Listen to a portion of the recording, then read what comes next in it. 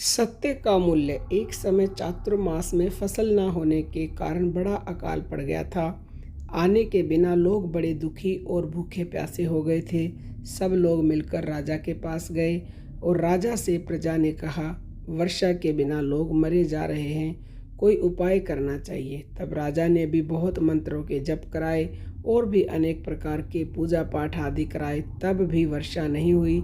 राजा ने अपने मंत्रियों से कहा, आप लोग अब कोई उपाय बताएं जिसके करने से वर्षा हो, नहीं तो प्रजा सब नष्ट भ्रष्ट हो जा रही है।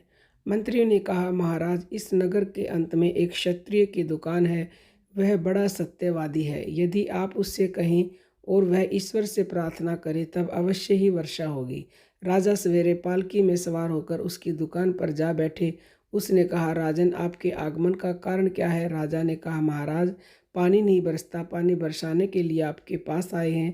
क्षत्रिय ने कहा, राजन, किसी देवता वगैरह की पूजा कराओ। राजा ने कहा, सब हम कर चुके हैं, अब आपकी शरण आए हैं। जब भी वर्षा नहीं कराएंगे तब तक हम भोजन नहीं करेंगे। उन्होंने राजा को बहुत सी बातें कहकर टालने की कोशिश की, परंतु राजा ने एक न मानी। जब दोपहर हो गई और राजा आप पर धूप आ गई, तब उसने समझ लिया कि अब राजा किसी तरह से भी नहीं जाने वाला। तब उन्होंने अपने तराजू का पलड़ा सामने करके कहा, हे तराजू, यदि हमने हमेशा सच ही बोला है और सच्चा सौदा ही किया है तब तो वर्षा हो। यदि हमने झूठ बोला है और झूठा ही सौदा किया है तो वर्षा न हो। इतना कहते ही 2 मिनट के बाद पूर्व दिशा से एक बादल उठा और देखते ही देखते उसने आकाश को आच्छादन कर लिया और पानी बरसने लगा। इतना जोर से पानी बरसने लगा जो राजा को अपने घर तक जाना मुश्किल हो गया।